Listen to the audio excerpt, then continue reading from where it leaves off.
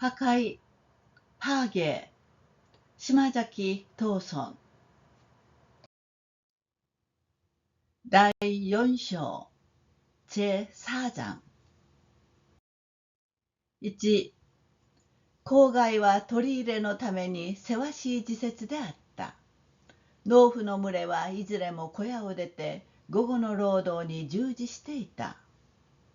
1、교회는 수확하느라 바쁜 시절이었다. 농부들은 모두 작은 집을 나와 오후 노동에 종사하고 있었다. 頼物稲はもうすっかり刈り干して、すでに麦さえ巻きつけたところもあった。人と背の骨折りの報いを納めるのは今である。논바닥편은 벌써 전부 다 베어 말려서 이미 보리까지 파종한 곳도 있었다. 한 해 동안 수고한 보답을 거두는 것이 지금이다. 雪の粉いうちに早く。こうして千曲川の下流に沿う一面の平野はあたかも戦場のありさまであった。눈이 오기 전에 빨리. 이렇게 해서 지크마강 하류에 딸린 일대 평야는 그야말로 전쟁터 모습이었다. その日、牛松は学校から帰るとすぐに蓮華寺を出て、普段の勇気を取り返すつもりで、どこへ行くという目当てもなしに歩いた。新町の町外れからかれがれな桑畑の間を通って、思わずこの郊外の一角へ出たのである。그날 우시마츠는 학교에서 돌아오자 곧바로 랭게지를 나와 평소의 용기를 회복할 심산으로 어디론가 목적도 없이 걸었다. 신맛집 변두리에서 메마른 뽕나무밭 사이를 지나 무심결에 이 교회의 한 모퉁이로 나왔다. 積み上げた藁庭の肩掛に寄りかかって霜枯れた雑草の上に足を投げ出しながら肺の底までも深く野の空気を吸い入れた時はわずかに生き返ったような心持ちになった。쌓아올린 집가리의 한쪽 그늘에 기대 서리 맞은 잡초 위에 발을 내던지면서 폐 바닥까지도 깊게 들 공기를 들이마셨을 때는 겨우 되살아난 듯한 기분이 들었다. 미래바 난녀노 노후, 속건이 오얗고 고꼬니 후후, 키니上がる 헛골이を 만신히浴びながら 我をとらじと 훈토を続けていた。몸이を打つ土の音は地に響いて、稲こく音に混じって勇ましく聞こえる。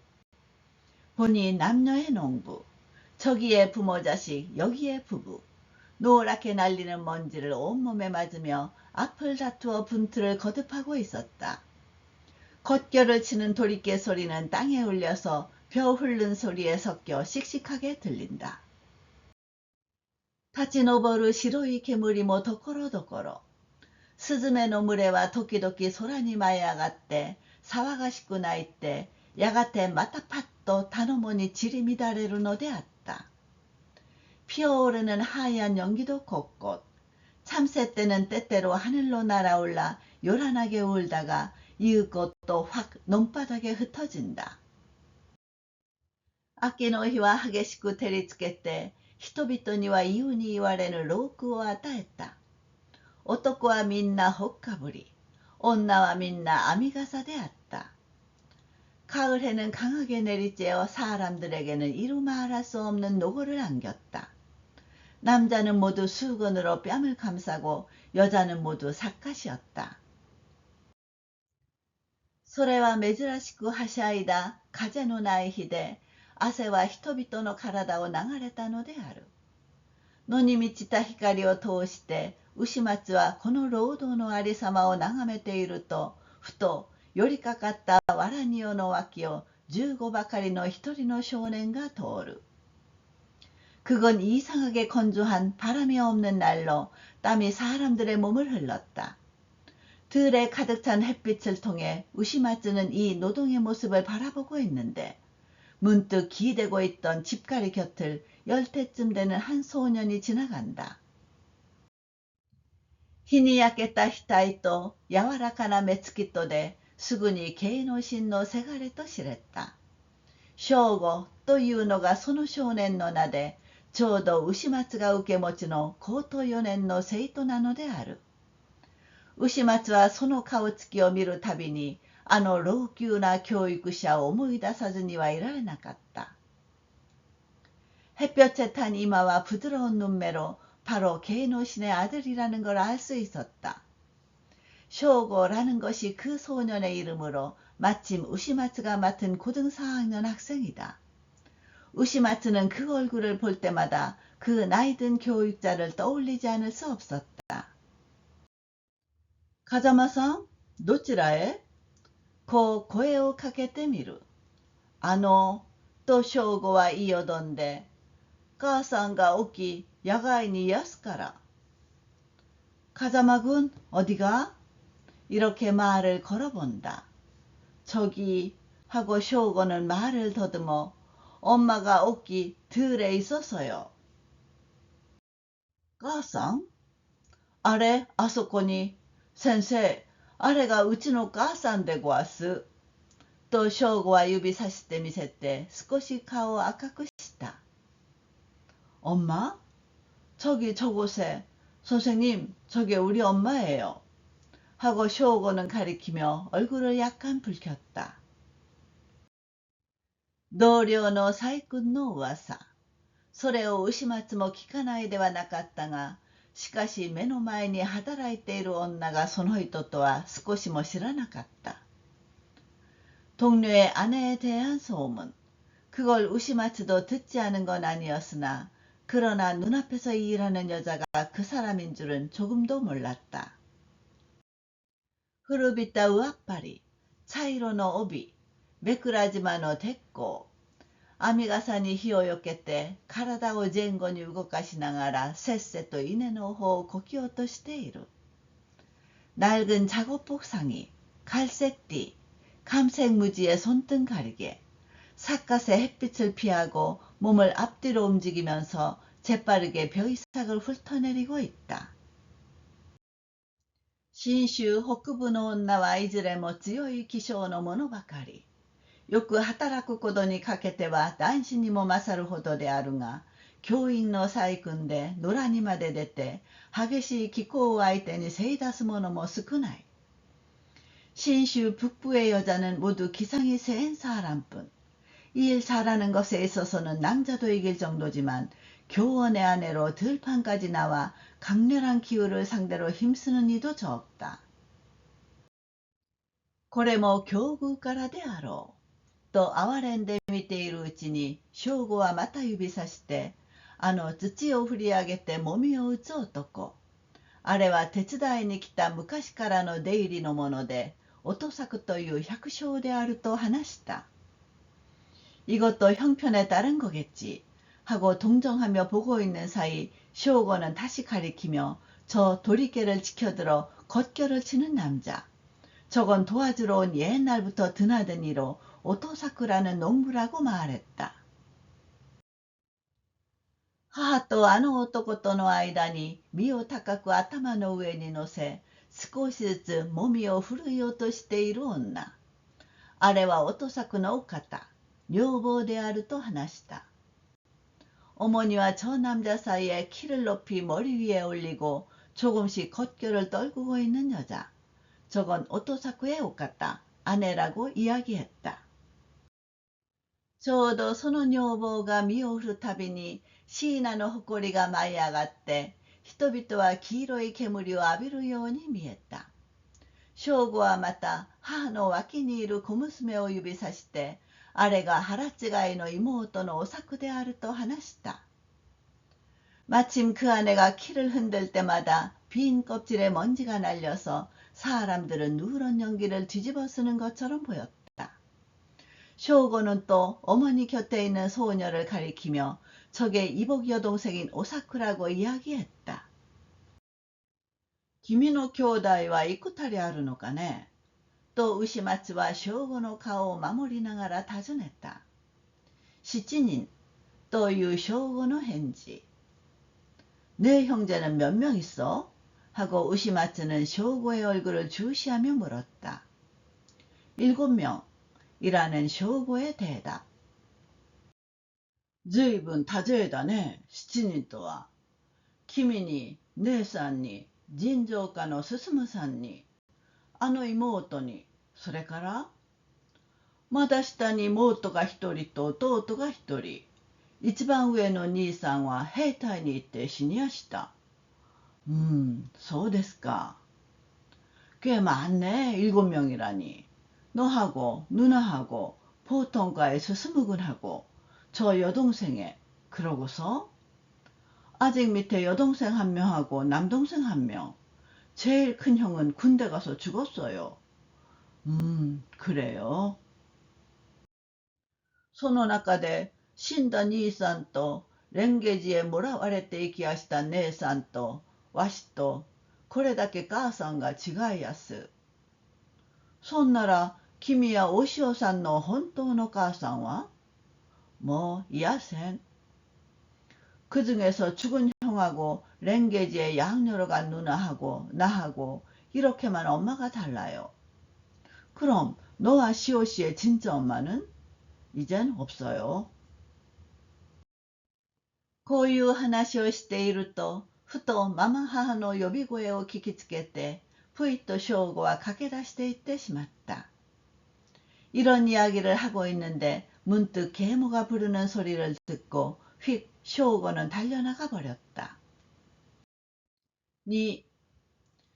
吾や、おめえはまあいくつになったらお手伝いするつもりだよ。というサイ君の声は手に取るように聞こえた。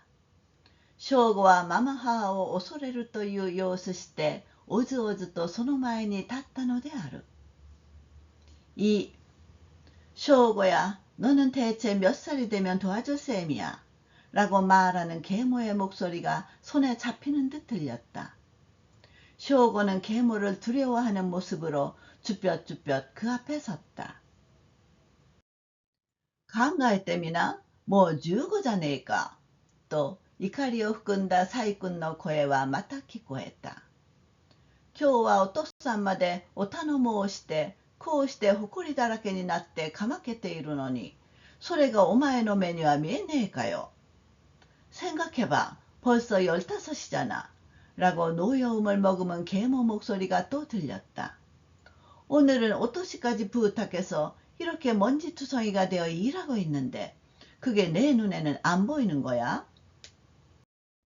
母さんが言わねえだってさっさと学校から帰ってきてすぐにお手伝いするのが当たり前だ。高等4年にもなってまだ稲を取りに夢中になってるなんて、そんなものがどこにある여타보즈매. 엄마가 말 안 해도 얼른 학교에서 돌아와 곧장 돕는 게 당연하지. 고등 4학년이나 되어서 아직도 메뚜기 잡기에 열중하고 있다니 그런 게 어디 있어. 건달 같은 놈. 미래바 사이꾼과 이네코쿠테오 야스메다. 音作の女房も振り返って気の毒そうに正吾の顔を眺めながら前掛けを締め直したり、体のほこりを払ったりしてやがて顔に流れる油汗を拭いた。 오토사쿠의 안악도 돌아보고 안쓰럽다는 듯이 쇼구의 얼굴을 바라보며 앞치마를 고쳐묶거나 몸의 먼지를 쓸어내리거나 이윽고 얼굴에 흐르는 비지땀을 닦았다. 무시로の上の몸이はきな山をなしている。오토사쿠もまた土の長江に身を支えてうんと働いた腰を伸ばして濃く青い空気を呼吸した。 멍석 위에 걷겨는 노란 산을 이루고 있다. 오토사쿠도 또 도리깨의 긴 자루에 몸을 기대고 실컷 일한 허리를 펴며 지푸른 공기를 호흡했다. 그래, 오사쿠야. 또 사이꾼のこう叱る声が起こった。どうしてそんないたずらするんだい？女の子は女の子らしくするもんだぞ。本当にどいつもこいつもろくなものはありゃしねえ。自分の子ながら愛想が尽きた。見ろ、まあ進もう。お前たち二人よりよっぽどお手伝いする。이봐 오사쿠야 하고 계모가 아이를 꾸짖는 소리가 났다. 왜 그렇게 장난을 쳐? 여자아이는 여자아이답게 하는 거야. 정말 이놈 저놈 모두 다 변변한 게 없어. 내 자식이지만 정남이가 떨어졌어. 봐, 정말 스스무를. 너희 둘보다 훨씬 더 도와주네.あれ、進むだって遊んでいやすよ。というのは正吾の声。何、遊んでると細君は少し声を震わせて、遊んでるものか。さっきからおごもりをしていやす。そんなお前のような役に立たずじゃねえよ。ちょっと、なんぞと言うとじきに口答えた。스스무도 놀고 있어요. 라고 말하는 건 쇼고의 목소리. 뭐? 놀고 있어? 라고 계모는 좀 목소리를 떨며 놀고 있겠어? 아까부터 아기를 돌보고 있어. 그런 내 놈처럼 도움이 안 되지 않아. 좀 뭐라고 하면 바로 말대답이야. 父さんが目た甘やかすもんだから母さんの言うことなどちっとも聞きやしねえ。本当に頭ない口の聞きようをする。だから正吾は嫌いさ。少しこちらが遠慮していればどこまでいい気になるか知れやしねえ。 아버지가 너무 많이 응석을 받아주니까 엄마가 하는 말 따위는 하나도 안 들어. 정말 뻔뻔스러운 말투를 해. 그래서 쇼고는 싫어. 이쪽이 조금만 양보하고 있으면 얼마나 우쭐해질지 몰라.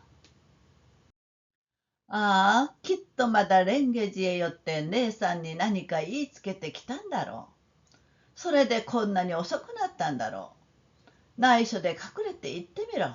ひどいぞ。 아, 틀림없이 또 랭게지에 들러 누나한테 뭔가 이르고 왔겠지.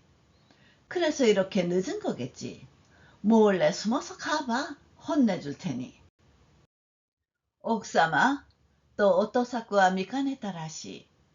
どうかまあ、こんちのところは、わしに免じて許してくださるように。ない、正吾さん。あんたもそれじゃいけやせん。母さんの言うことを聞かねえようなものなら、わしだって下げ棒に出るのはもうごめんだから。마님, 하고 오토사쿠는 보다 못한 것 같다. 아무쪼록 뭐 오늘은 나를 봐서 용서해 주세요. 이봐, 쇼고야. 너도 그러면 안 돼. 엄마 말을 듣지 않으면 나도 말리는 건 이제 싫으니까. 오토사쿠의女房も正吾のそばへ寄って軽く背を叩いてささやいた。やがて女房はその手に土の長柄を握らせて、さあ、お手伝いしやすよ、と亭主の方へ連れて行った。오토사쿠의 아낙도 쇼고 옆에 다가와 가볍게 등을 두드리며 속삭였다. 이윽고 아낙은 그 손에 도리깨의 긴 자루를 쥐어주고 자, 도와 하고 남편 쪽으로 데려갔다. 노래, 始めずかと오토사쿠와 쇼고を相手にし、土を振るってもみを打ち始めた。よの掛け声も起こる。細君も오토사쿠의女房もまた仕事に取り掛かった。어디 시작할까? 하고 오토사쿠는 쇼고를 상대로 도리깨를 휘둘러 kop교를 치기 시작했다. 요 하는 구호도 터진다. 계모도 오토사쿠의 아낙도 다시 일에 착수했다. 図らず牛松は慶の神の家族を見たのである。あの可憐な少年もおしほも細君の本当の子ではないということが分かった。夫の品を養うという心からこうして細君が老苦しているということも分かった。뜻밖의 우시마츠는 개인우신의 가족을 보았다. 저 가련한 소년도 시호도 아내의 진짜 자식이 아니라는 걸 알았다. 남편의 가난을 돌보겠다는 마음에서 이렇게 아내가 고생하고 있다는 것도 알았다. 5人の子の重荷と不幸な夫の境遇とは細君の心を怒りやすく感じやすくさせたということも分かった。こう分かってみると、なおなお牛松は慶の神を憐れむという心を起こしたのである。다소다이라는 무거운 짐과 불행한 남편의 처지는 아내의 마음을 화내기 쉽고 예민하게 했다는 것도 알았다. 이렇게 알고 보니 더더욱 우시마츠는 게이노신을 불쌍히 여기는 마음이 생겼다. 今は少し勇気を回復した。明らかに考えることができるようになった。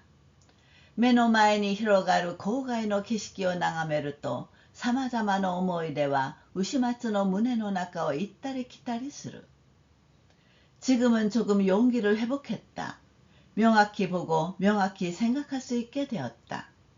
눈앞에 펼쳐진 교회의 경치를 바라보니 갖가지 추억이 우시마츠의 가슴속을 왔다 갔다 한다. ちょうどこうして田んぼの脇に寝そべりながら取り入れの様を眺めたあの無邪気な少年の時代を思い出した。烏帽子一帯の山脈の傾斜を思い出した。꼭 이렇게 논 옆에 누워 수학하는 모습을 바라보던 그 천진난만한 소년 시절이 생각났다. 에보시 일대 산맥의 비탈이 생각났다. その傾斜に連なる田畑と石垣と思い出した。茅ヶ谷、野菊、その他さまざまな雑草が草葉を垂れるあぜ道を思い出した。그 비탈에 이어진 논밭과 돌담이 생각났다. 띠, 들국화, 기타 갖가지 잡초가 서리 맞아 물든 잎을 들이우는 논두렁길이 생각났다.秋風が田のもを渡って木な波を上げる頃は稲子を取ったり野ネズミを追い出したりして夜はまた炉端で狐とムジナが人を化かした話。山鹿で言いはやす幽霊の伝説。欲しいままな農夫の男女の物語などを聞いて余念もなく笑い興じたことを思い出した。가을바람이 논바닥을 스쳐 노란 파도를 일으킬 무렵엔 메뚜기를 잡거나 들쥐를 쫓아내기도 하고 밤에는 또 화로가에서 여우와 너구리가 사람을 호린 이야기. 산집에서 떠들어대는 유령의 전설. 거리낌 없는 농부의 남녀 이야기 같은 걸 듣고 여념없이 웃으며 흥겨워하던 이 일이 생각났다. 아, エタノコという辛い自覚の味を知らなかった頃、思えば一昔、その頃と今とは全く世を隔てたかの心地がする。아, 애타자식이라는 괴로운 자각의 맛을 몰랐을 무렵, 생각해보면 한 옛날, 그 무렵과 지금과는 전혀 딴 세상 같은 기분이 든다. 牛松はまたあの長野の師範校で勉強した時代のことを思い出した。いまだ世の中を知らなかったところからして疑いもせず疑われもせず人と自分と同じように考えて笑ったり騒いだりしたことを思い出した。우시마츠는 또 그 나가노의 사범학교에서 공부했던 시절이 생각났다. 아직 세상을 몰랐던 점에서 의심하지도 않고 의심받지도 않고 남과 나를 똑같이 생각하며 웃고 떠들었던 이 일이 생각났다. あの寄宿舎の楽しい窓を思い出した。車間の赤いひげを思い出した。食堂の麦飯の匂いを思い出した。よく阿弥陀のくじにあたって買いに行った門前の菓子屋のばあさんの顔を思い出した。그 기숙사의 즐거운 창문이 생각났다. 사감의 붉은 수염이 생각났다. 식당의 보리밥 향이 생각났다. 자주 공집기에 뽑혀 사러 갔던 문전의 과자가게 할머니의 얼굴이 생각났다. 夜の休みを知らせる鐘が鳴り渡ってやがて見回りに来る車間の靴の音が遠く廊下に響くという頃は静まり返っていた購買がまた起き出して暗い寝室のうちで雑談にふけったことを思い出した。 밤에 휴식을 알리는 종이 울려 퍼지고 곧이어 둘러보러 오는 사감의 구두소리가 멀리 복도로 멀어져 갈 무렵엔 조용해져 있던 친구가 다시 일어나 어두운 침실 안에서 잡담에 빠졌던 일이 생각났다. 姉妹には往生寺の山の上に登ってカルカヤの墓のほとりに立ちながら大きな声を出して呼び叫んだ時代のことを思い出してみると、実に一生のありさまは変わり果てた。마지막에는 오조지 산 위에 올라 카루카야의 무덤 근처에 서서 큰 소리를 내어 부르고 외치던 시절의 이 일을 회상해보면 실로 일생의 모습은 딴판으로 변했다. 楽しい 過去の思い出は今の悲しみを二重にして感じさせる。ああ、どうして俺はこんなに疑い深くなったろう。こう天を仰いで探索した。즐거운 과거의 추억은 지금의 비통함을 이중으로 느끼게 한다. 왜 나는 이렇게 의심이 많아졌을까? 이렇게 하늘을 우러러 탄식했다. 急に意外なところに起こる綿のような雲を見つけて、しばらく牛松はそれを眺めながら考えていたが、思わず知らず疲れが出て、와라니오に寄りかかったまま寝てしまった。 갑자기 의외인 곳에 일어나는 소문뭉치 같은 구름을 발견하고 한동안 우시마츠는 그걸 바라보며 생각하고 있었는데 어느새 피로가 몰려와 집가리에 기댄 채 잠들어 버렸다. 3. ふと目を覚ましてそこいらを見回したときは母食がもう迫ってきた。向こうの田の中のあぜ道を帰っていく人々も見える。荒れくれた男女の農夫は幾群れか牛松の脇を通り抜けた。 3. 문득 눈을 뜨고 사방을 둘러보았을 때는 황혼이 벌써 다가왔다. 저쪽 논속에 논두렁길을 돌아가는 사람들도 보인다. 거친 남녀농부 여러 무리가 우시마츠 옆을 지나갔다. 桑を担いで行く者もあり、俵を背負って行く者もあり、中には血のみ子を抱きかかえながら足早に家路をさして急ぐのもあった。秋の一日の激しい労働はようやく終わりを告げたのである。괭이를 메고 가는 이도 있고 가마니를 짊어지고 가는 이도 있고 개 중에는 젖먹이를 껴안고 발빠르게 집을 향해 서둘러 가는 이도 있었다. 가을 하루의 고된 노동은 가까스로 끝을 알린 것이다. また働いている者もあった。慶之進の家族も急いで働いていた。音作は腰をこごめ、足に力を入れ、重い俵を家の方へ運んでいく。後には女二人と正吾ばかり残って、もみを振るったり、それを俵へ詰めたりしていた。아직 일하고 있는 이도 있었다. 케이노신의 가족도 서둘러 일하고 있었다. 오토사쿠는 허리를 굽혀 다리에 힘을 주고 무거운 가마니를 집 쪽으로 옮겨간다. 뒤에는 여자 2명과 쇼고만 남아 겉결을 켜거나 그걸 가마니에 집어넣거나 하고 있었다. 急に母さん、母さんと呼ぶ声が起こる。見れば正吾の弟。泣いて反り返る子をおぶいながら一人の妹を連れて母親の方へ駆け寄った。갑자기 엄마, 엄마 하고 부르는 소리가 난다. 보니 쇼고의 남동생. 뒤로 젖히고 우는 아이를 업고 여동생 하나를 데리고 어머니 쪽으로 달려간다. 오, 또 사이꾼과泣き取って乳房を出してくわえさせて、進むや、父さんは何してるか、おめえ知らねえかや。おら知んねえよ。오, 하고 아내가 끌어안고 젖을 내밀어 물리며 스스무야, 아버지는 뭘 하고 있는지 너는 모르니? 난 몰라. 또 사이꾼과 주반노 소대구치대 마부치오 오시누구 요원이 미했다. 父さんのことを考えると働く気も何もなくなってしまう。母さん、さくちゃんが、と進は妹の方を指さしながら叫んだ。하고 아내는 속옷의 소매뿌리로 눈가를 닦는 것처럼 보였다. 아버지를 생각하면 일할 마음도 뭐도 없어져 버려. 엄마, 사쿠짱이 하고 스스무는 여동생 쪽을 가리키며 외쳤다.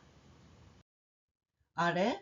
또 사이꾼과 후리카에때誰だいその袋を開けたものは誰だい母さんに黙ってその袋を開けたものはさくちゃんは取って食いやしたと進むの声で어라? 하고 아내는 돌아보며 누구야 그 자루를 여은 건 누구야 엄마한테 말도 안 하고 자루를 여은 건 사쿠짱이 집어먹었어요 하고 스스무의 목소리로 本当に仕方がないぞいあの子はとサイ君は土器を含んでその袋をここへ持ってきなこれ早く持ってこねえかよ정말 어쩔 수가 없네 저 아이는 하고 아내는 노기를 머금고 그 자루를 이리 가져와 야 빨리 안 가져와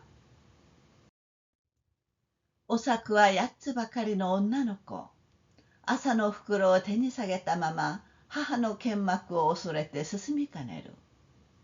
母さん、送んな。と進むも他の子供もせがみつく。正吾もそれと見て母のそばへ駆け寄った。오사쿠는 8살쯤 된 여자아이. 삼배자루를 손에 든 채 엄마의 서슬이 두려워 나아가지 못한다. 엄마 줘. 하고 스스무도 다른 아이도 졸라댄다. 쇼고도 눈치채고 엄마 곁으로 달려갔다. 사이꾼과 오사쿠の手から袋を奪い取るようにして、どれ見せな。そう言ったってもまあ情けない。道理でさっきからおとなしいと思った。少し母さんが見ていないとじきにこんな真似をする。아내는 오사쿠 손에서 자루를 빼앗듯이 해서 어디 보여봐. 그 녀석도 참 한심해. 어쩐지 아까부터 얌전하다고 생각했어. 엄마가 좀 안 보면 바로 이런 짓을 해. 黙って取って食うようなものは泥棒だぞい。盗っ人だぞい。ちょっとどこへでも勝手に行ってしまえ。そんな根性のやつはもうお母さんの子じゃねえから。こう言って袋の中に残る冷たいおやきらしいものを取り出してサイ君は3人の子に分けてくれた。말도 안 하고 집어먹는 놈은 도둑이야. 도적이야. 좀 어디든 마음대로 가버려. 그런 근성인 놈은 이제 엄마 자식이 아니니까. 이렇게 말하고 자루 속에 남아있는 차가운 구운 떡 같은 것을 꺼내 아내는 세 아이에게 나누어 주었다. 母さん、언니も、とおさくは手を出した。なんだお前は、自分で取って食っておきながら。母さん、もう一つ送んな、と正吾は訴えるように、進むには2つくれて、わしには1つしかくんねえだもの。엄마 나도, 하고 오사쿠는 손을 내밀었다. 뭐야 너는, 자기가 집어먹었으면서. 엄마 하나 더 줘. 하고 쇼고는 호소하듯이 스스무한테는 2개 주고 나한테는 하나밖에 안 주잖아. お前は兄さんじゃねえか。進むにはあんな大きのをくれて。嫌ならよしな。さあ返しな。機嫌よく母さんのくれるものをもらった試しはねえ。너는 형이잖아.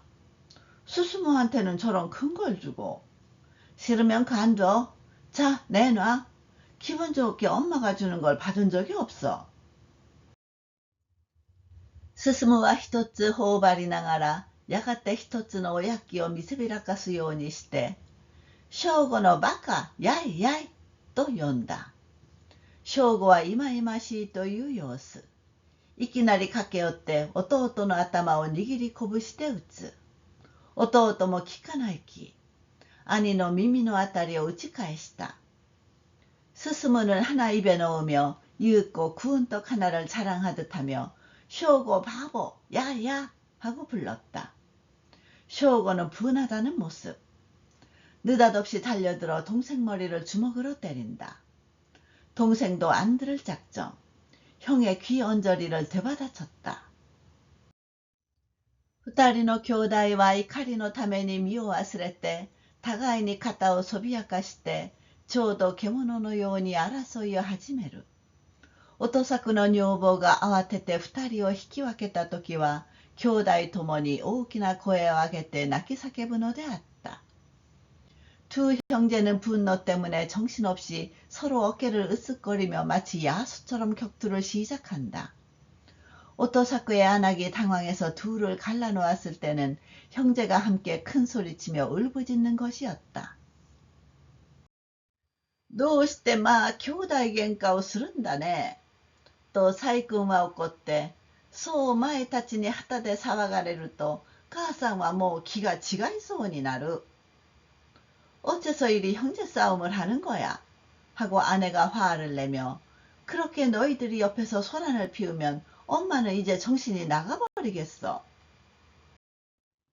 このありさまを牛松はわらにおの陰に隠れながら見ていた。様子を聞けば聞くほど不幸な家族を哀れまずにはいられなくなる。急に母性の音に驚かされて、牛松はそこを離れた。이 모습을 우시마츠는 집갈이 그늘에 숨어서 보고 있었다. 상황을 들으면 들을수록 불행한 가족을 불쌍히 여기지 않을 수 없게 된다. 갑자기 저녁 종소리에 놀라 우시마츠는 그곳을 떠났다. 사비시終盤の空に響いて、またレンゲジの鐘の音が起こった。それは多くの農夫のために一日の疲れをねぎらうようにも、楽しい休みを促すようにも聞こえる。쓸쓸한 늦가을 하늘을 울리며 또 랭게지의 종소리가 났다. 그건 많은 농부를 위해 하루의 피로를 위로하는 듯이도 즐거운 휴식을 촉구하는 듯이도 들린다. まだ野に残って働いている人々はいずれも仕事を急ぎ始めた。今はユーモヤの群れが千曲川の対岸を込めて공사장 이따위の산맥も暗く沈んだ。 아직 들에 남아 일하고 있는 사람들은 모두 일을 서두르기 시작했다. 지금은 저녁 안개의 무리가 치쿠마강 건너편 강가에 가득 끼어 코샤산 일대의 산맥도 어둡게 가라앉았다.西の空は急に深い焦げ茶色に変わったかと思うと、やがて落ちてゆく秋の日が最後の反射を頼もに投げた。向こうに見える森も村落も遠く暮色に包まれてしまったのである。서쪽 하늘은 갑자기 깊은 갈색으로 변했나 싶더니 이윽고 저물어가는 가을해가 마지막 반사를 논바닥에 던졌다. 저쪽에 보이는 숲도 촌락도 멀리 노을빛에 쌓여버렸다.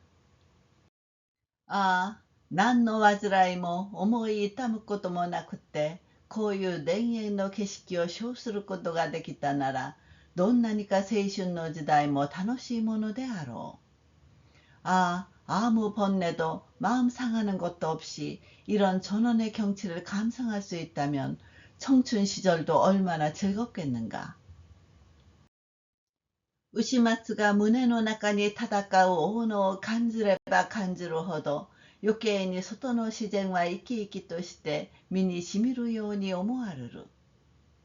牛松が가슴 속에서 싸우는 고뇌를 느끼면 느낄수록 더더욱 바깥의 자연은 생생하게 몸에 스며드는 듯이 생각된다.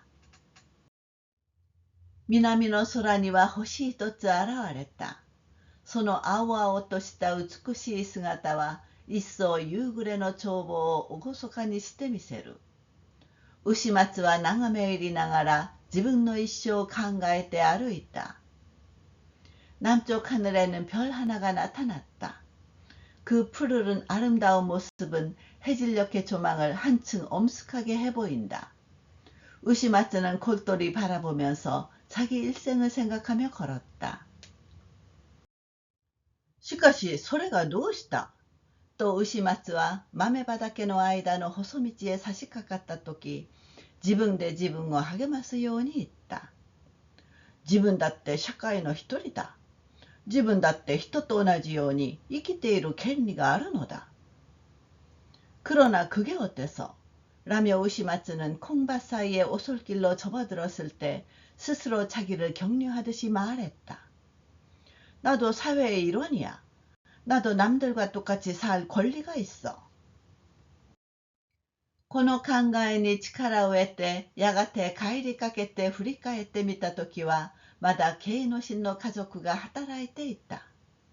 二人の女がかぶった手ぬぐいは夕闇にほの白く、土の音はひやびやとした空気に響いて、藁を集めろ、などという声もかすかに聞こえる。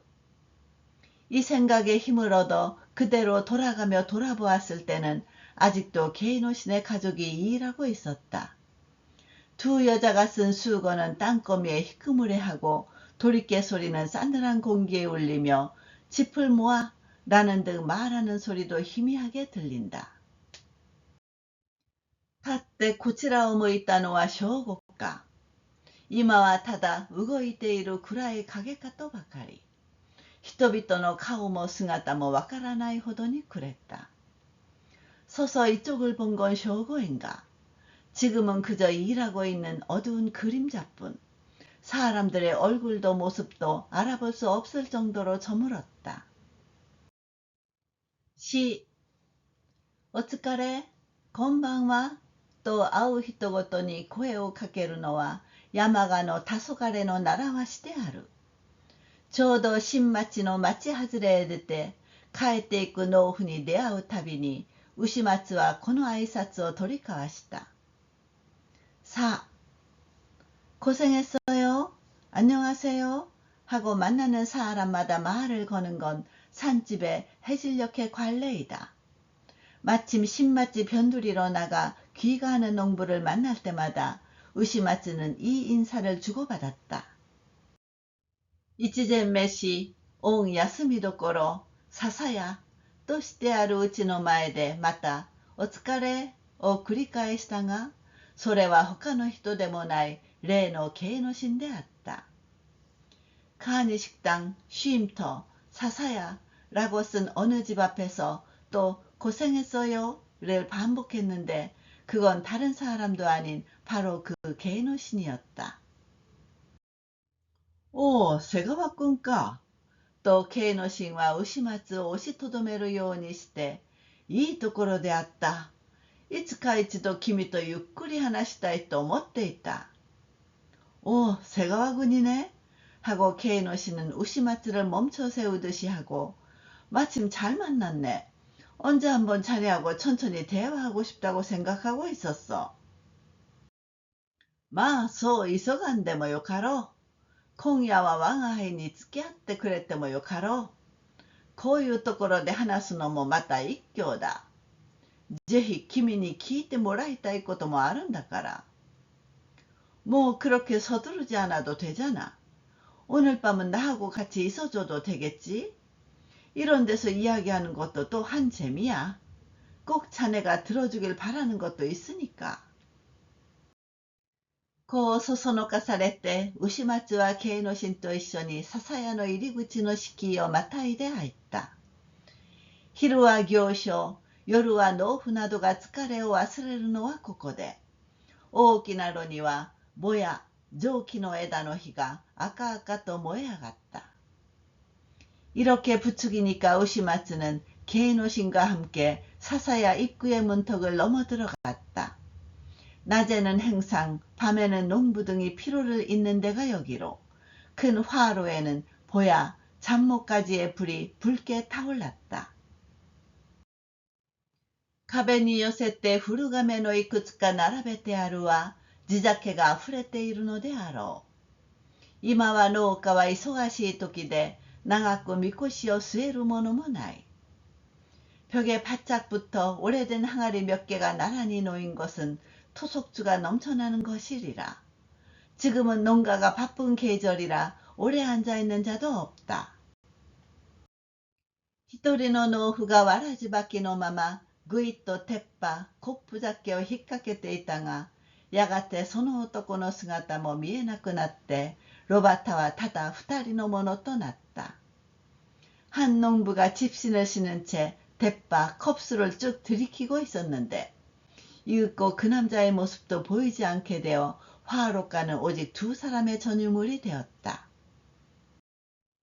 こんばんは何にいたしやしょう。と、かみさんは炉の陰に大鍋をかけながら尋ねた。けんちんならできやすが、それじゃいけやせんか？川で取れたカジカも壊す。カジカでもあげやしょうかな? 오늘 밤은 뭘로 할까요? 하고 여주인은 화로 갈고리에 큰 냄비를 걸면서 물었다. 캔친이라면 할 수 있는데 그건 안 될까요? 강에서 잡힌 둑중개도 있어요. 둑중개라도 드릴까요?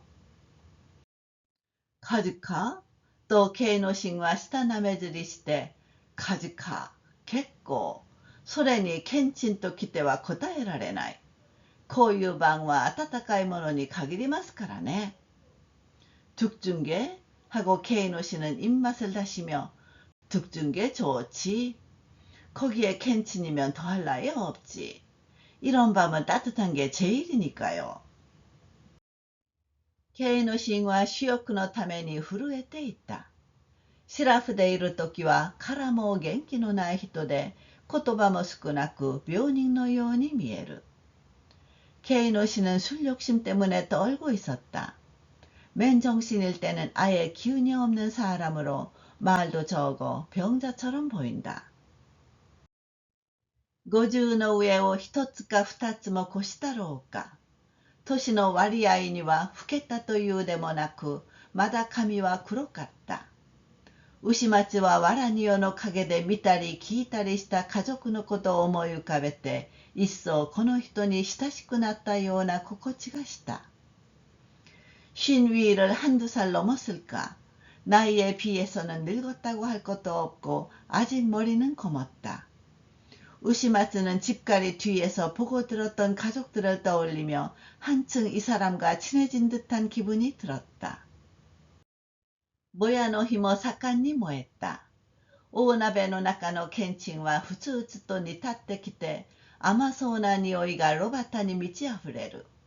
かみさんはそれを小丼に持って出し、酒は熱燗にして、一本ずつ古風なとくりを二人の膳の上に置いた。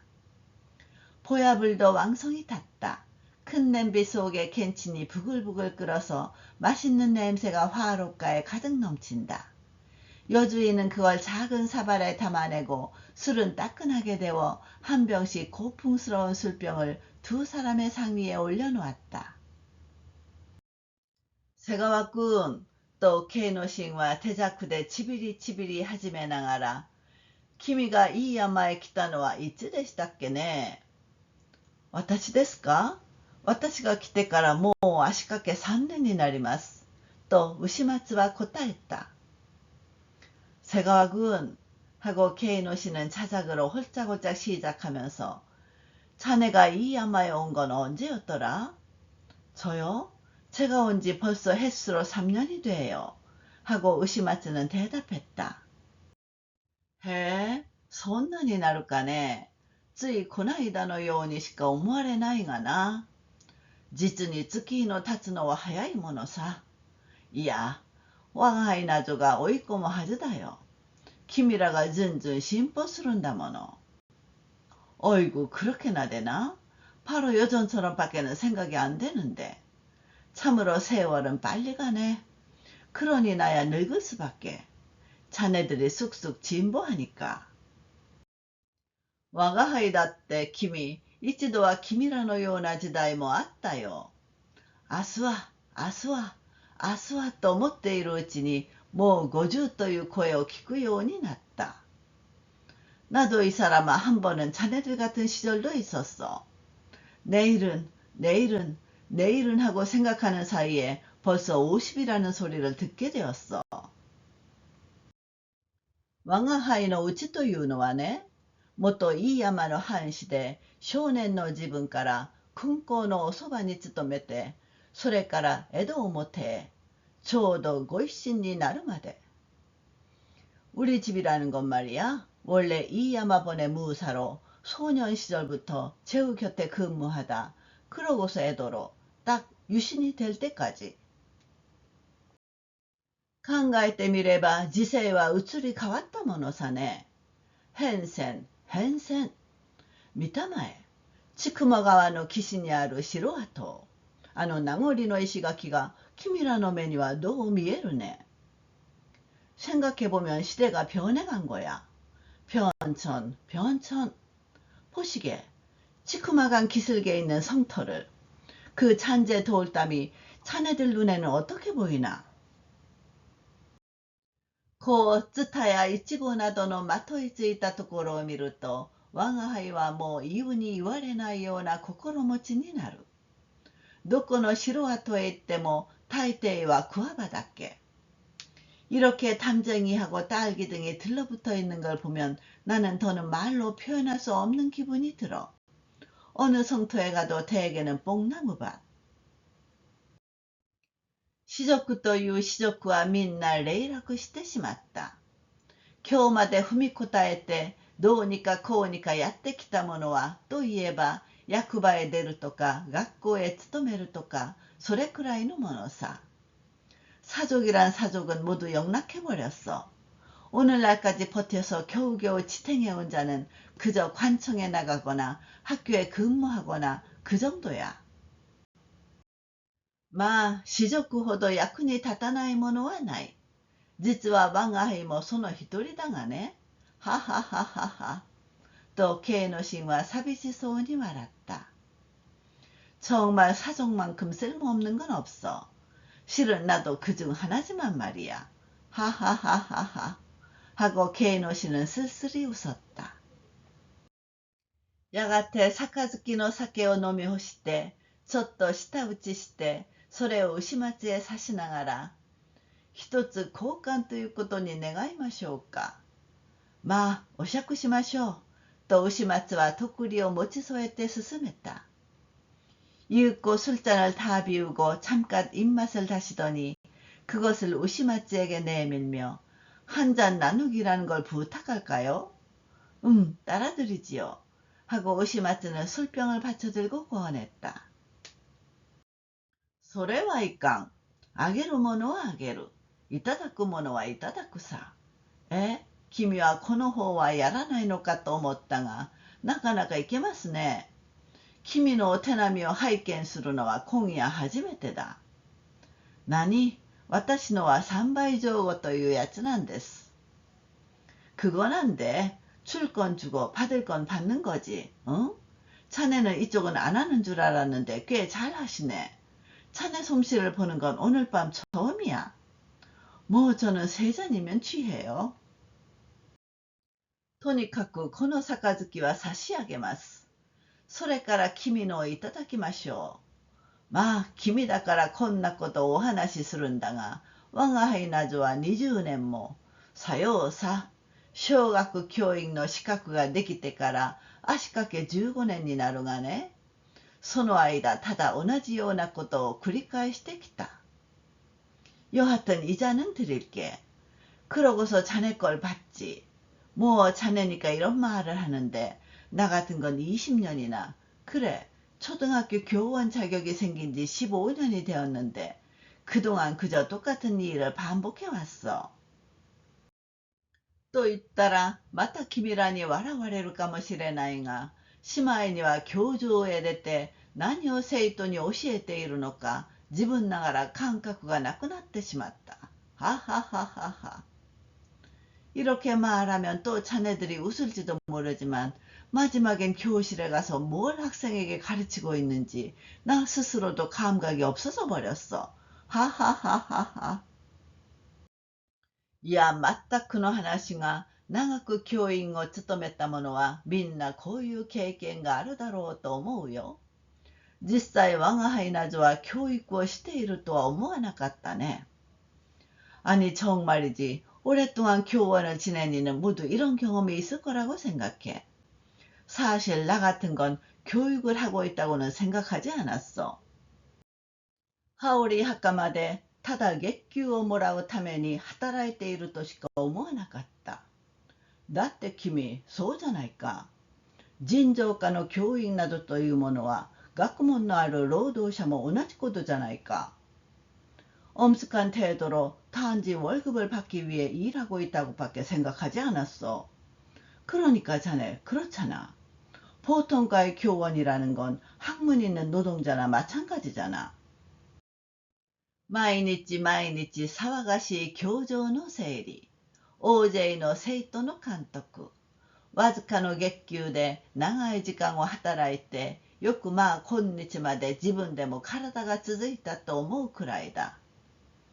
매일매일 소란스러운 교실 정리, 많은 학생 감독, 얼마 안 되는 월급으로 긴 시간 일하고 잘도 참 오늘날까지 몸을 지탱했다고 스스로도 생각할 정도야. あるいは君らの目から見たら、今ここで我が輩が退職するのは知恵のない話だと思うだろう。そりゃ我が輩だってもう6ヶ月踏み答えさえすれば、たとえわずかでも恩給の下がるぐらいは承知しているさ。어쩌면 자네들 눈으로 보면 지금 여기서 내가 퇴직하는 건 지혜가 없는 이야기라고 생각하겠지.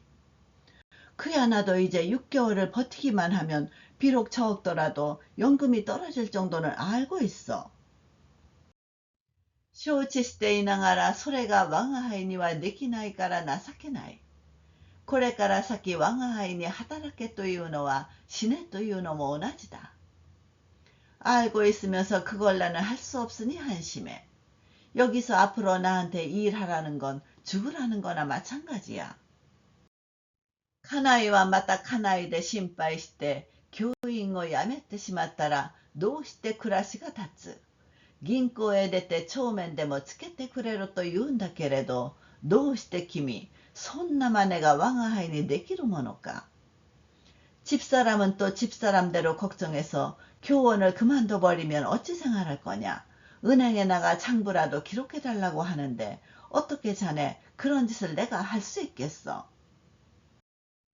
20年来慣れたことすらできないものをこれから新規に何ができよう。根気も成分も我が輩の体の内にあるものはすっかりもう尽きてしまった。20년 동안 익숙해진 일조차 할 수 없는 걸 앞으로 신규로 뭘 할 수 있겠어. 끈기도 자양분도 내 몸 안에 있는 건 전부 다 이미 완전히 소진되어 버렸어. 아, 生きて働いて倒れるまで鞭打たれるのは馬車馬の末路だ。ちょうど我が輩はその馬車馬さ。ははははは。아, 살아서 일하고 쓰러질 때까지 채찍질 당하는 건 마차 말의 말로야. 꼭 내가 그 마차 끄는 말이야. 하하하하하. 5. 急に入ってきた少年に妨げられて、Kの神は口をつぐんだ。流しのもとに神さん。暗いランプの下でカチャカチャと皿小鉢を鳴らしていたが、それと見て少年のそばへ駆け寄った。오, 갑자기 들어온 소년이 방해되어 K노씨는 입을 다물었다. 개수대에서 여주인이 어두운 램프 밑에서 달그락달그락 접시와 작은 그릇을 소리내 닦고 있었는데 눈치채고 소년 곁으로 달려왔다. 아래, 쇼고さんですかいと言われて、翔吾は用事ありげな顔つき。うちの父さんはおりやすかああ、いなさりやすよ。と神さんは答えた。어라, 쇼고 왔네요. 라고 말하자 쇼고는 볼 일이 있는 듯한 표정. 우리 아버지 있어요? 응, 계세요. 하고 여주인은 대답했다. Kの神は顔をしかめた。入り口の庭の薄暗いところに佇んでいる将軍を炉端まで連れてきて、つくづくその可憐な様子を眺めながら、どうした何か用かK노씨는 얼굴을 찌푸렸다. 입구뜰에 어둑어둑한 곳에 서 있는 쇼고를 화롯가까지 데리고 와서 유심히 그 가련한 모습을 바라보면서 왜 그래? 무슨 볼일 있어? と正吾は言いよどんで、母さんがね、今夜は早く父さんにお帰りなさいって。また呼びによこしたのか。決まりをやってら。とK노신は独り言のように言った。저기 하고 쇼고는 말을 더듬으며 엄마가요, 오늘 밤은 아버지 일찍 돌아오시래. 어허, 또 부르러 보낸 거야? 참, 또 그러네. 하고 케이노 씨는 혼잣말처럼 말했다. 손나라 또상와 가을이나 살아나인ですか? 또 쇼고와 오즈오즈 다즈네때 미루. 가에루さ。お話が済めば帰るさ。母さんにこう言え。父さんは学校の先生とお話ししていますから、それが済めば帰りますって。と言って、Kのシンは一段声を低くして、正吾、母さんは今何してる? 그럼 아버지는 돌아오시지 않을 거예요? 하고 쇼고는 쭈뼛쭈뼛 물어본다. 돌아갈 거야. 이야기가 끝나면 돌아갈 거야. 엄마한테 이렇게 말해. 아버지는 학교 선생님하고 이야기하고 계시니까 그게 끝나면 돌아온다고. 라고 말하고 케이노 씨는 한 단계 목소리를 낮춰. 쇼고, 엄마는 지금 뭐 하고 있어? 몸이요, 가다스케 오리야스. そうか、まだ働いてるか。それから何か母さんはまたいつものように怒ってやしなかったか？正吾は答えなかった。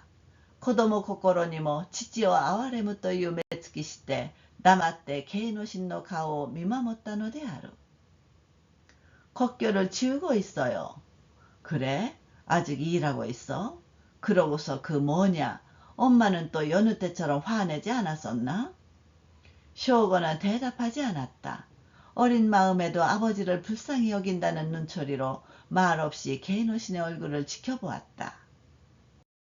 마, 冷たそうな手をしてるじゃないか。とケイノシンは正吾の手を握って、それ、わしをくれる。柿でも買え。母さんや進むには内緒だぞ。さあ、もうそれでいいから、早く帰って。父さんが今言った通りに。よしか？わかったか？正吾は首を垂れてしおれながら出て行った。아니, 손이 차갑잖아. 라며 케이노 씨는 쇼고 손을 잡고 자, 돈 줄게. 감이라도 사. 엄마하고 스스무한테는 비밀이야. 자, 이제 그만하면 됐으니까 빨리 돌아가. 아버지가 방금 말한 대로 됐어? 알았어? 쇼고는 고개를 떨구고 풀이 주고 나갔다. 마, 聞いてくれたまえ。とケイのシンはまた10回を始めた。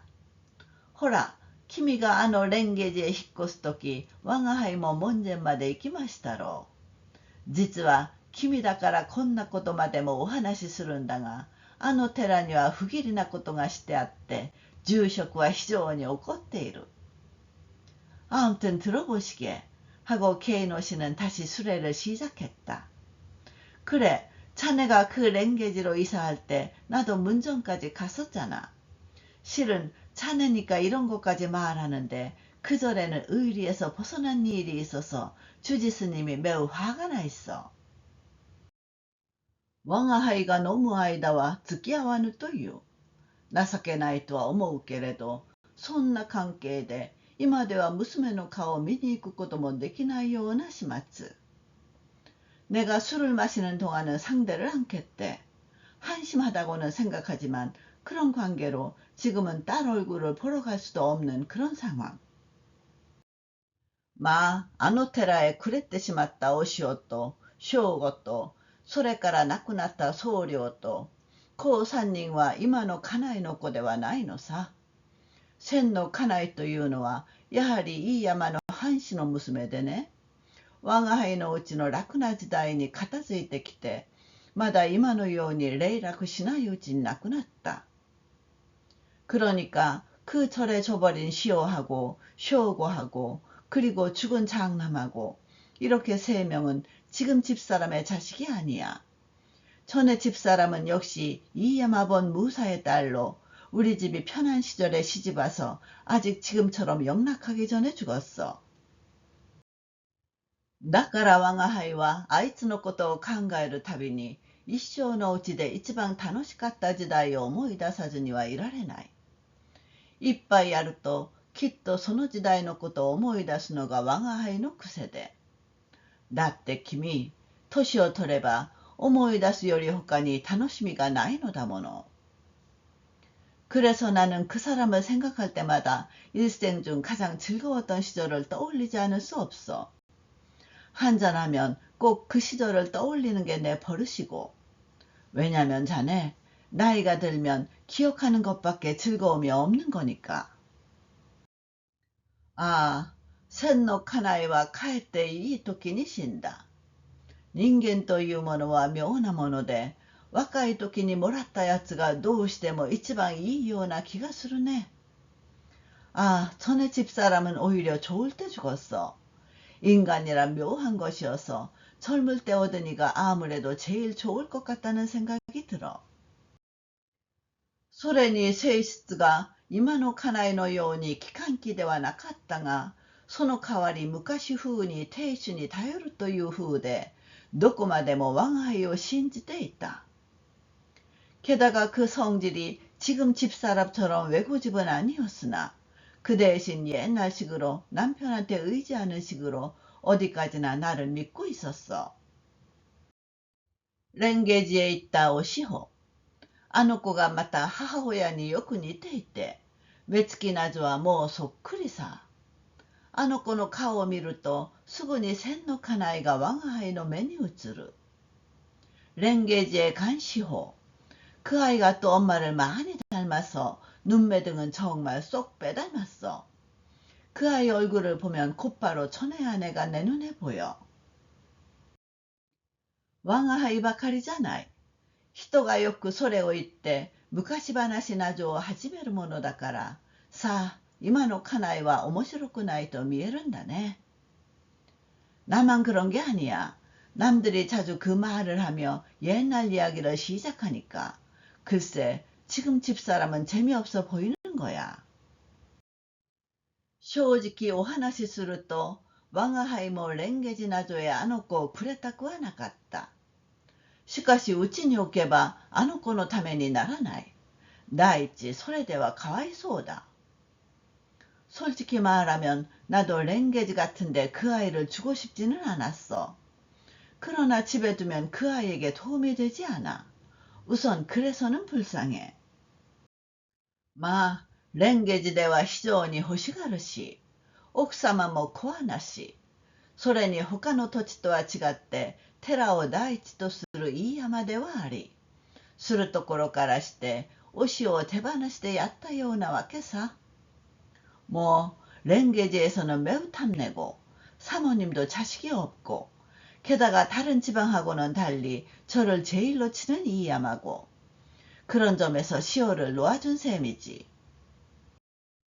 聞けば聞くほど牛松は気の毒になってきた。なるほど、そう言われてみれば落泊の S 型そのままの様子のうちにもどうやら武士らしい威厳を備えているように思われる。ちょうどそれはあの子の13の時とKの神は付け足していった。 들으면 들을수록 우시마츠는 안쓰러워졌다.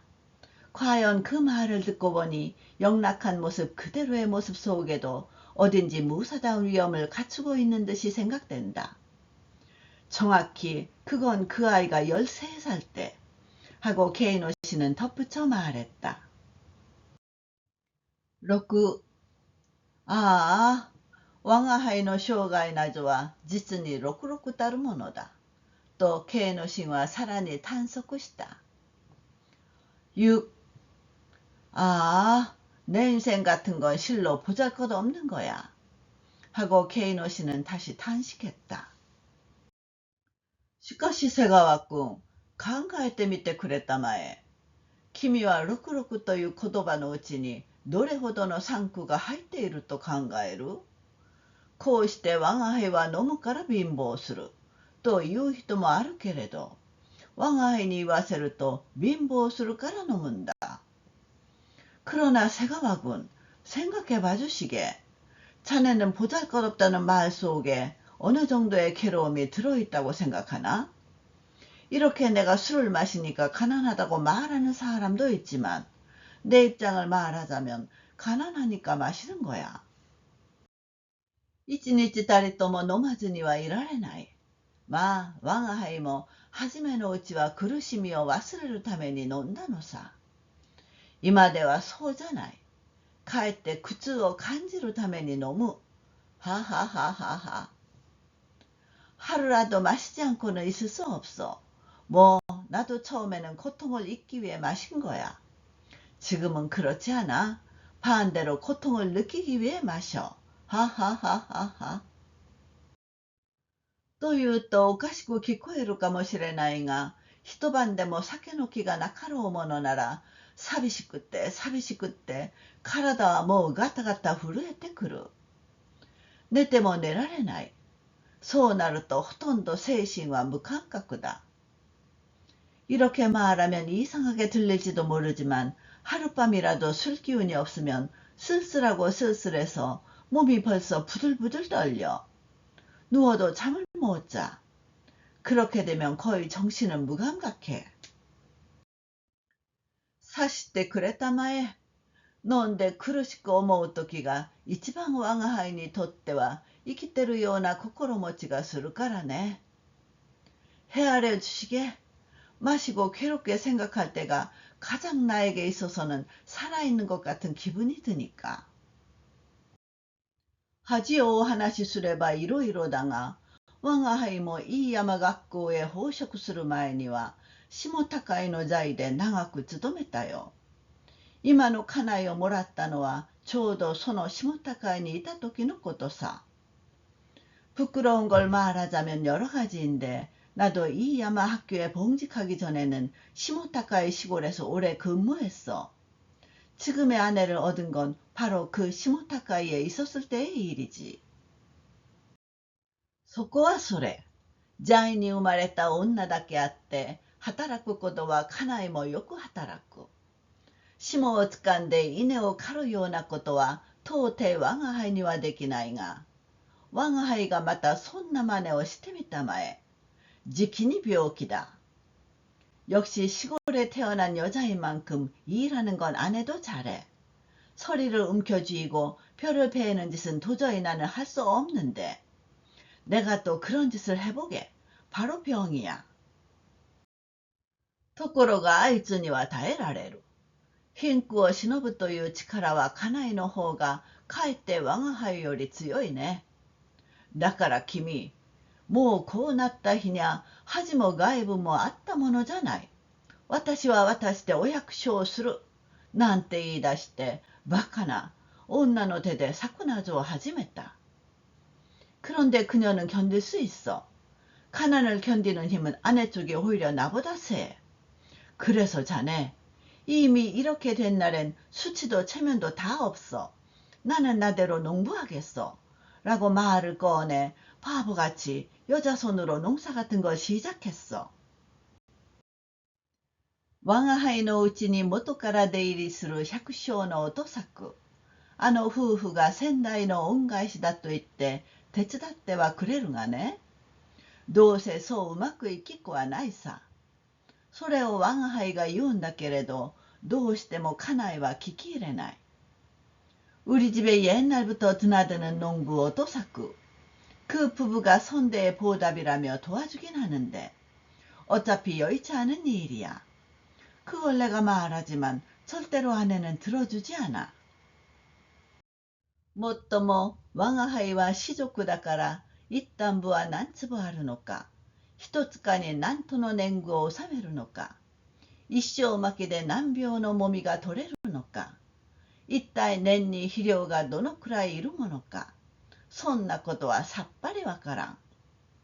하기야 나는 사족이니 한 담보는 몇 평 되는지, 한 속에 몇 마리의 소작류를 내는지, 한 대 뿌려 몇 가마의 벼를 수확하는지, 도대체 1년에 거름이 어느 정도 필요한지, 그런 건 전혀 몰라.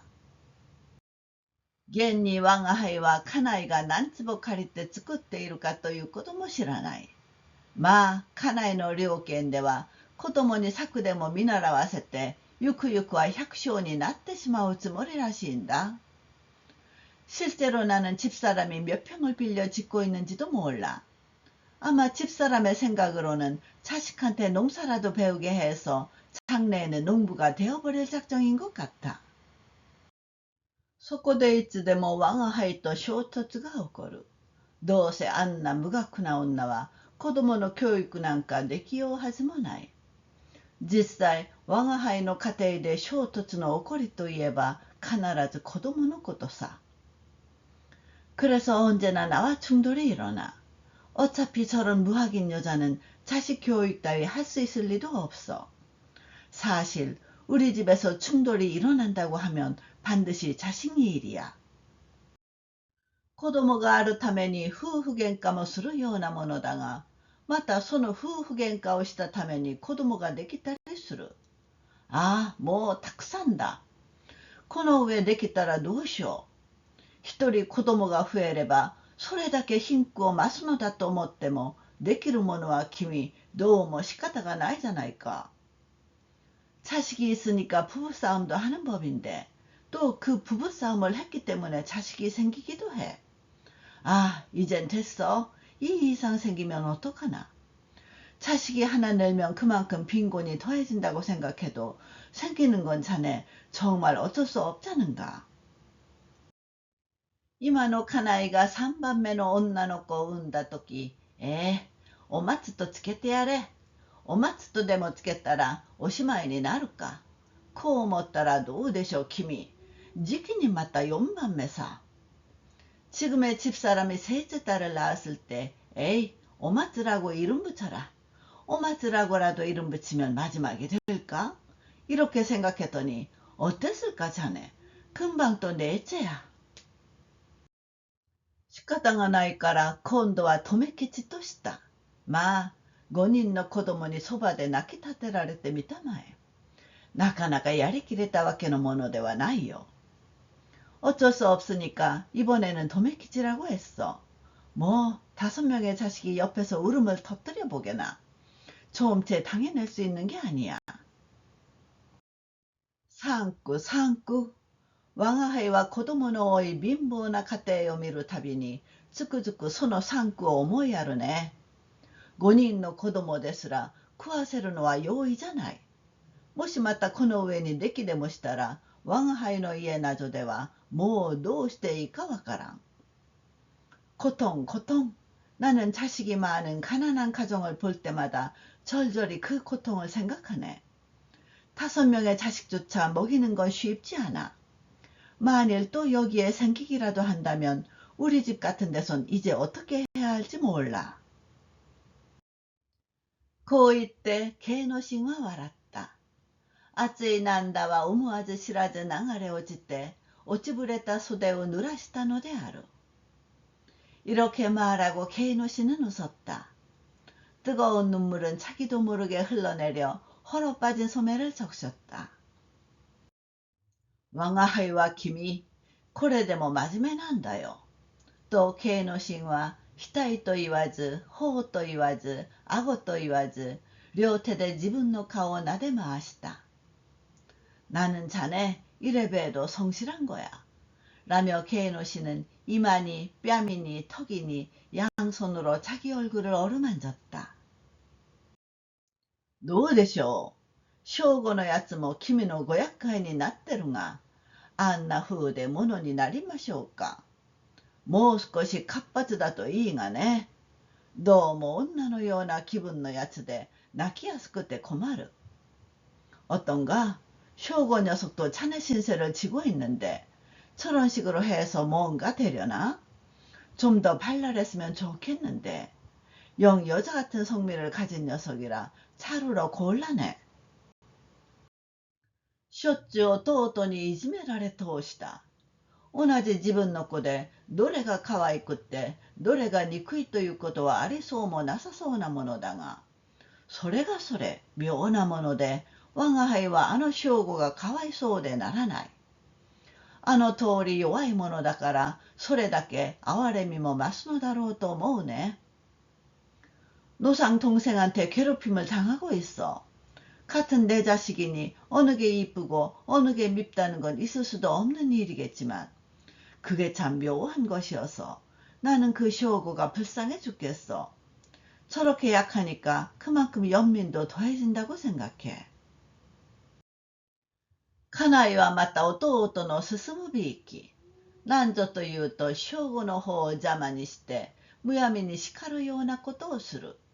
そこへ我が輩が口を出すと、繊細の子ばっかり可愛がって、進むの方はちっとも構ってくれんなんて、じきに邪推だ。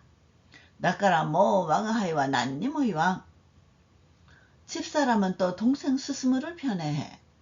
걸핏하면 쇼고쪽을 귀찮아해서 함부로 꾸짖는 짓을 해. 거기에 내가 마을 참견하면 전처 자식만 예뻐하고 스스무 쪽은 조금도 돌보지 않는다고 바로 괜한 의심이야. 그래서 이제 나는 아무 말도 안 해. 카나이노 스루토오리니 사세때 남아때 미테이르노 사. なるべく家内には遠ざかるようにして、そっと家を抜け出してきては、一人で飲むのが何よりの楽しみだ。집사람이 하는 대로 하게 하고 가만히 보고 있어. 가능한 한 집사람한테서 멀리 있으려 하고 살짝 집을 빠져나와서는 혼자 마시는 게 무엇보다 좋은 즐거움이야. 가만히 왕아하이가 나니까 이어오모노나라. 私はこんなに裸で嫁に来やしなかったなんて、それを言われると一言もない。가끔 내가 무슨 말을 하면 나는 이렇게 벌거벗은 몸으로 시집 오지 않았어 라니 그 말을 들으면 한마디도 말 못해. 実際あいつが持ってきたものはみんな我が輩が飲んでしまったのだから、ははははは。まあ、君らの目から見たらさぞ我が輩の生涯などは馬鹿らしく見えるだろうね。사실 그 사람이 가지고 온 옷까지는 모두 내가 마셔버렸으니까. 하하하하하. 그래, 자네들 눈으로 보면 필시 내 인생 같은 건 바보처럼 보이겠지. 10回は帰って芸の神の胸の中を軽くさせた。その晩は割合に早く酔って、次第に物の言いようもくどく、しまいにはろれつも回らないようになってしまったのである。술에는 도리어 개노신의 가슴속을 가볍게 했다. 그날 밤은 비교적 빨리 취해 점점 말투도 장황해지고 마지막에는 혀도 돌지 않게 되어버렸다. 야가테 후다리와 코노 로바타오 하나랬다. 간조와 우시마츠가 하랐다. 사사야 우데타노와 하치지 스기또 모 오모아레를 거로. 夜の空気は暗くまちまちを包んで往来の人通りも少ない。이윽고 두 사람은 이 화로가를 떠났다. 계산은 우시마츠가 했다. 사사야를 나온 건 8시 지나서라고도 생각될 무렵. 밤공기는 어둡게 동네를 에워싸고 거리에 오가는 사람도 뜸하다. 기가 치갔대 히토리고と言いながら歩く女。酔って家を忘れたような男。そんな手合いが時々二人に突き当たった。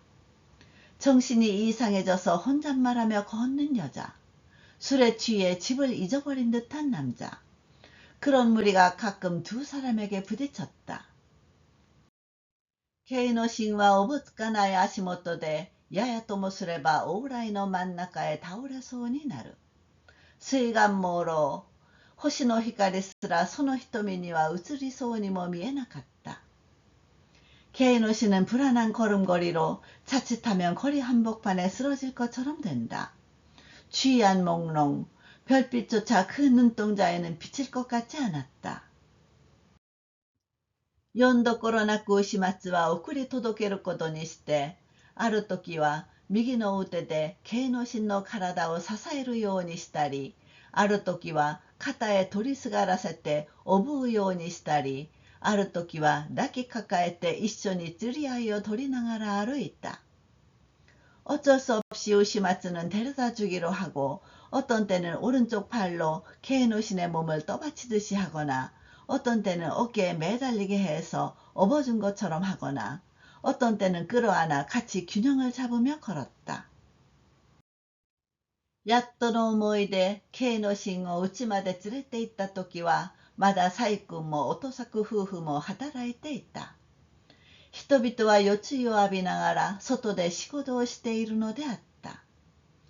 가까스로 케이노신을 집까지 데리고 갔을 때는 아직 부인도 오토사쿠 부부도 일하고 있었다. 사람들은 밤이슬을 맞으며 밖에서 일하고 있었다. 牛松が近づくと、それと見た細君はすぐにこう声をかけた。あっちゃ、まあ、お困りなすったでごわしょう。牛松が다가가자 그걸 본 부인은 바로 이렇게 말을 걸었다. 어머나, 정말 힘드셨지요.